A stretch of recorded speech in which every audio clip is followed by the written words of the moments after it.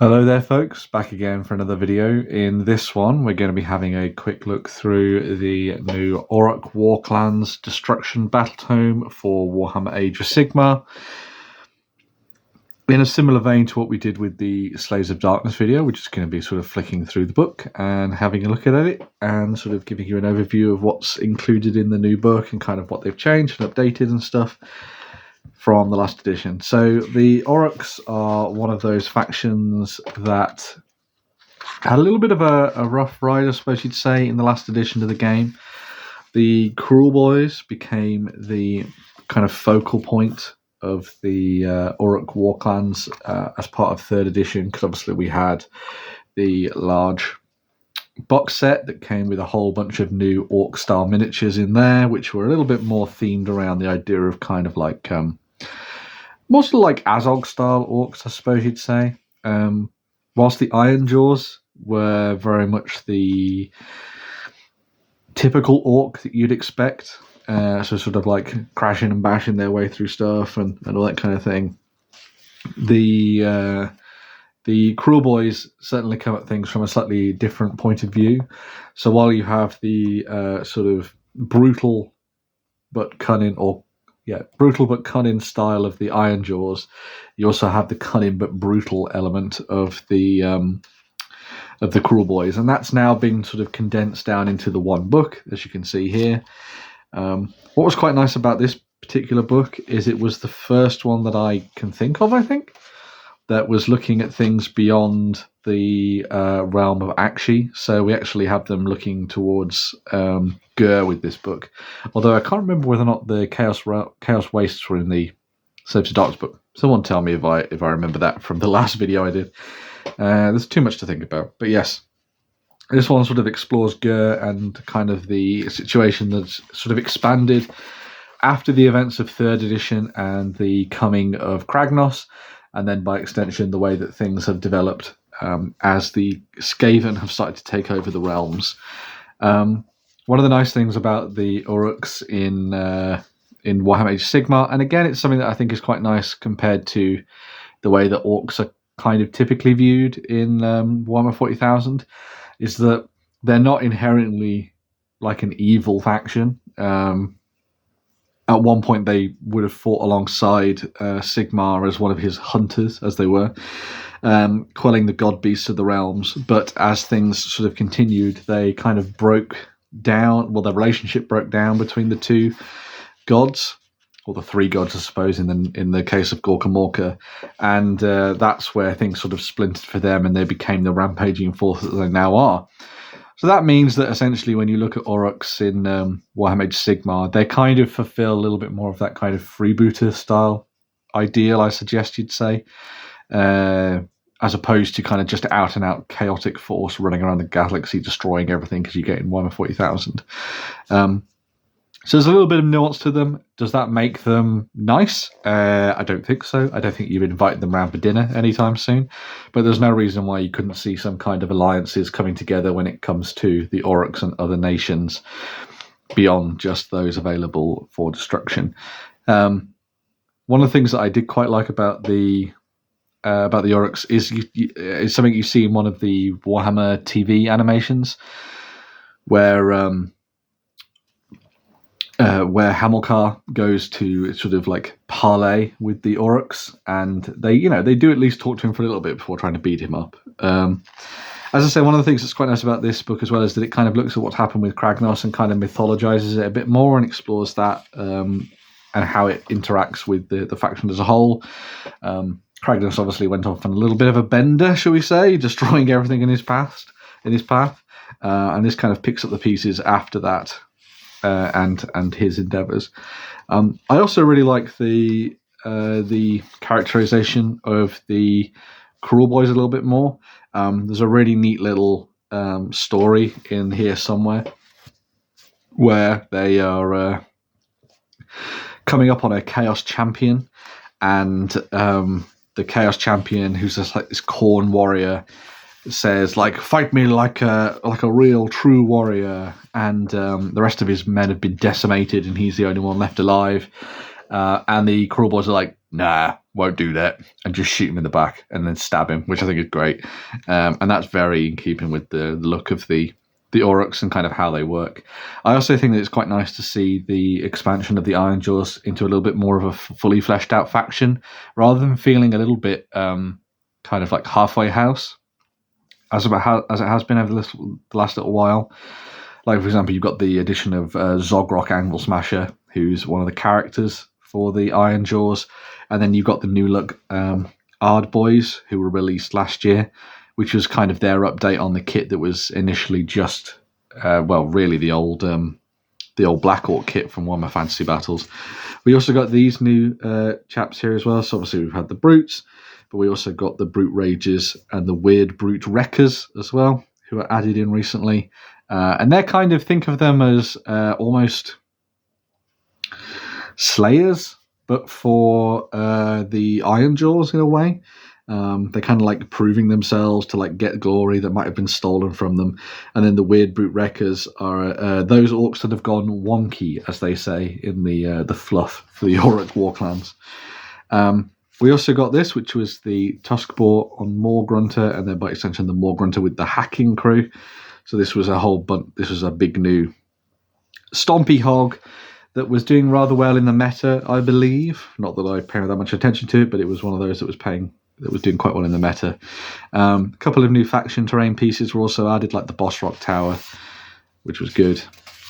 And yeah, Kruleboyz. I think as much as I like the Kruleboyz and their fluff and their background, I think one of the real selling points of the Orruk Warclans is the Ironjawz. There's something nice about that slightly more martial culture that they have in the rules that I think is quite a draw. And I like that they have this different style of armor design and things like that. So you can go in with some brighter colors to contrast the greens.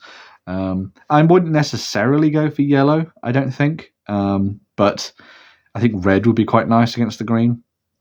But I like that their armor isn't just metal or rusted metal, which is good.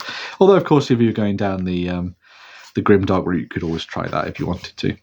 That's not to say that the Kruleboyz are a faction or a sub-faction that I'm not necessarily drawn to. I quite like a lot of their ideas and the way they've been presented. They're definitely more grimdark. So if you're somebody who has come from Warhammer Fantasy Battles and you wanted to try and play a couple of games with Age of Sigmar armies that were a bit more in this style, then I would highly recommend trying out the Kruleboyz. Maybe even if you picked up a Warhammer Underworlds warband or something that was themed around them, to kind of get you into the groove with that. They did get the Hobgrot Slitter, who was the new character miniature that was revealed alongside the Battletome, who is, as you might imagine, someone who likes slitting things. The Hobgrot Slitter boss, that's the guy there. Yes, because Slitters were out already, but the Slitter boss is now the new addition to that particular unit, which is good. You also got some nice new trolls, or Troggoths as well, with these ones, which is good. And all in all, the Kruleboyz have a very nice range. There's lots and lots of detail in the sculpts, which is one of the things that can either put you off or get you very invested in a faction. It's also good to see that the Monster Killers, the Beast Breakers, have also got added into the mix, who they were previously available as a Warhammer Underworlds, no, a Warcry warband, alongside the Fireslayers. So yeah, it's a little bit of a different tactic with the Orruk Warclans, sort of setting them apart from what you would have got with the Ironjawz initially. And it's good to just essentially see that both of the factions have been given like a fully fleshed out Battletome that covers them both in equal measure. I do quite like the big Foot of Gork that they did as one of the manifestation spells for the Orruk Warclans. That was a really nice touch. And I think a lot of people will have fun painting that up, especially in that kind of lurid green that you've got there as part of that. Essentially, things break down into the two factions as part of the rules as well. So you have a mixture of Ironjawz stuff. So these are your new battle traits. Well, your existing battle traits, formations, heroic traits, and artifacts of power. And then by extension, you also have your new spells for the Ironjawz. And then you have the rest of the list that kind of like links back into the Ironjawz as well. So you've got Kragnos, who could lead the way. Cool new model. Hopefully we'd like to see more done with him narratively, I think, in the future. That would be quite nice. We also have Gordrak, or riding around on his battle cabbage, as people call it. Or your standard mega boss there. There's Zogrok and the normal mega boss. I'm still a really big fan of the way that the brutes look, and I think in general the Ironjawz aesthetic is really nice, especially now they've had that massive update miniatures-wise, rather than feeling like they were kind of capped, I suppose you'd say. I really like the new style of these miniatures and that kind of like half armor feel to them. I think that's a really nice addition. And then just the standard Ardboys just look great. With 2 attacks, hitting on 4s, wounding on 3s, pretty good. And they also have the shield bash ability. Make a shield bash, roll a d6 for each model in the unit that is within 3 inches of the target. On a 6, inflict a mortal damage. That's hard to achieve, but it's worth having it, I suppose. Add 1 to the shield bash roll if you've got a big boss nearby. And then Iron Fisted Commander can use the rally ability with additional 3 rally points, which is pretty good. So you can make a fairly survivable set of Ironjawz troops if you put them together nicely enough. I'm still not sure on the Gore Grunters as a unit. There's something about like the face of the miniature, sort of looking around the bottom of the jaw, that I'm not overly drawn to. But in essence, I like the idea. You know, boar riders have been a thing for orcs for years and years and years. So why change that, I suppose? You also have the Kruleboyz faction rules. So these are slightly different. You have the Dirty Tricks, which is kind of what sets them apart from the Kruleboyz, which can then be used to do all sorts of lethal surprises, venom-encrusted weapons, sneaky stabbings, noisy racket, and everything else in between. A few different ways of forming them into battle formations. And then by extension, you've got your heroic traits, your spell laws, and everything like that. And then obviously you've got your standard section of miniatures that you will have seen before, especially if you've played 3rd edition, although of course you've got the new killer boss. Oh, sorry, not the new killer boss. Where is it? Where's the Slitter boss? I think it's further into the here, isn't it? So yeah, there we go. There's the new Slitter boss, who's got the company tactics rule. Pick a friendly Hobgrot Slitter unit that is not used to fight ability this turn and is within this unit's combat range to be the target. They can use a fight ability immediately after. So that's something that's very familiar to a lot of people who are playing the current edition of Age of Sigmar, that one. But also has the Toxic Stash ability. Pick an enemy infantry hero in combat with this unit, roll 2d6. If the roll exceeds the target's health characteristic, they are automatically destroyed. That's pretty cool and kind of fits with the idea of the Hobgrots. Interestingly, Hobgrot Slitters and their sort of interesting selection of weapons, very akin to what we've been seeing to do with the Chaos Duardin. I didn't mention it in the previous video, but with the Slave to Darkness rules, there are a couple more hints in there about what they're going to be doing with the Chaos Duardin, or the Chaos Dwarves, I suppose, in the future. So keep an eye out for that one, as I'm sure there's going to be lots more down the road. But yeah, it's a really fun little book, and one of the things that's quite nice about this one, again, is that it's written in the parlance, the style of the Orruks. So it's written in the view of the Ironjawz and the Kruleboyz and how they view the Mortal Realms and their approach to it. And there's so many little neat stories in here that you could draw on if you were building up a thematic faction. For example, like I really liked how in the Chaos one, we got to see lots of different things from the viewpoint, the perspective of different characters and different people and how they experience chaos. And similarly with this one, you've got a really nice breakdown of kind of perspectives from both the Kruleboyz point of view, the Ironjawz, and then within that, the different structures of leadership as well. So it's another one that really helps to like flesh out the backstory of the Ironjawz and the Kruleboyz within the Mortal Realms, and give you a good sense of sort of how they work within the world and sort of where you could take your armies thematically, or of course just how you want to build things from a match play point of view. We do have a new spearhead for the Orruk Warclans. So previous to this, you probably would have been running a Kruleboyz one. But this is the Ironjawz Big Mop. Similarly to any of the other spearheads that have come out, this one doesn't replace anything. It is just an addition to. So if you're somebody who was worried that this was then going to somehow supersede what you already had as a spearhead, that's not the case. It's simply just another option. And spearhead is actually a fully fledged game mode, unlike combat patrol, so it's definitely worth playing it. And it gives you a taste of the faction as a whole, which is really nice. This is a fairly good spearhead as well. You've got a good set of the Brute Ragers, the Ardboys, the regular Brutes, and the Mega Boss as well. So it's a solid force. It should be quite fun and quick to paint as well, which is always a bonus. Talking of quick to paint, got a little bit of a breakdown of how to do that on a battle ready standard here. When it comes to getting your armies together, including a little bit on painting the patterns on the armor, which is always a nice plus. And here are the full rules for them. So you've got the Here We Go rules in there as well. There is obviously a Waaagh when it comes to the Orruks, which is always nice to see. And then you've got a couple of different choices there for building your force. And then the spearhead rules laid out over the cross 2 tables, which is nice.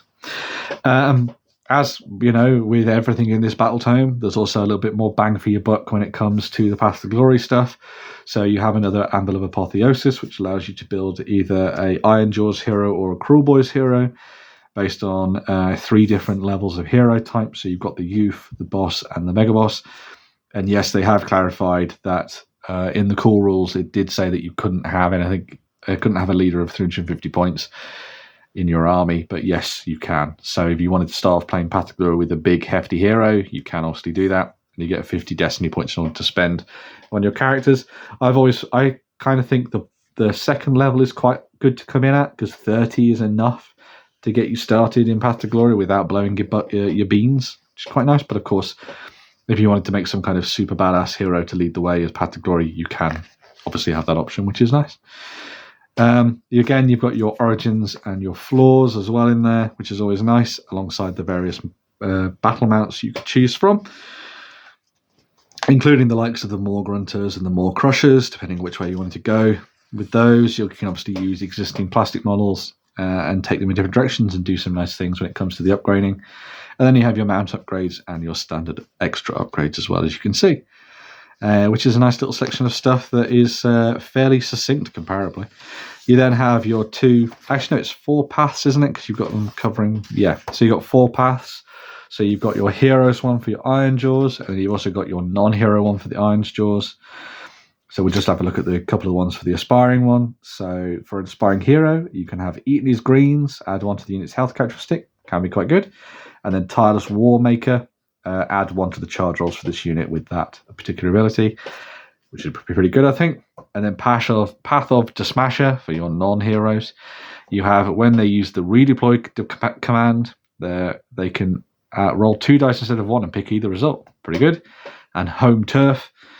While this unit is wholly within friendly territory, add 1 to hit rolls for this unit's combat attack. So slightly more defensive ability there for the Ironjawz. And then for the Kruleboyz, we'll just look at the aspiring rank, because you can go and find out the rest for yourself, or just pause the video and have a look. We have aspiring, so add 1 to the run rolls and charge rolls for this unit. Fairly simple. And highly acquisitive. Pardon me. While this unit is contesting an objective, add 1 to hit rolls for this unit's attacks, because they'll want to get that stuff. And then you have the Path of the Sneak, or Dash Sneak, where you can have a heal just on the unit, which is good, merely pretending, or Boo Ha Ha Ha, which is subtract 2 from the control score of enemy units while they're in combat with this unit. So really going for that kind of scaring tactics element of the game, which is always nice to see. Army of Renown, the big Waaagh. This allows you to bring together both Ironjawz and Kruleboyz into one, which is great. So a really nice little bonus one there. Of course, this kind of supersedes the standard rules for both your Ironjawz and your Kruleboyz if you bring them together in a big Waaagh, but it kind of allows you to make a combined force, which is quite nice. So you can do the Gork and Mork side of things, be brutal and cunning. And then, of course, you've got the new heroic traits, Manifestation Law, Spell Law, and Prayer Law there. And then you have the Ironmongers for Zogrok, who must lead the army, so the Anvil Smasher. Very Ironjawz heavy, as you can see, which is quite interesting.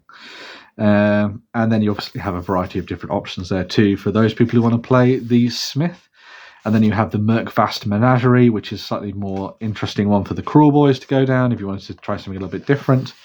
And then, of course, some new Regiments of Renown for the Orruk Warclans. So you can have the Hurtling Hogs or the Counting Crew, and obviously these can't be taken by their own army, but they can be taken by the other. So, for example, the Hurtling Hogs can't be taken in an Ironjawz army, but they can be taken in a Kruleboyz one. And similarly, the counting crew can't be taken in a Kruleboyz army, but they can be taken in an Ironjawz one, which is a little bit of a twist on the normal format for them. And then you have your rules reference at the back there as well.